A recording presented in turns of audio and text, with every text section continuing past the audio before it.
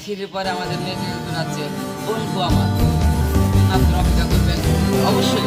এই ভিডিওটি যদি ভালো লাগে আর আপনারা কারা কারা কিলার থ্রি যান এবং বন্ধু আমার এপিসোডটি যান, যে এপিসোডটি আপনাদের জন্য ভালো হয় সেই কি এপিসোড চান, বন্ধু আমার এপিসোডটি চান নাকি কিলার থ্রি শেষ এপিসোড।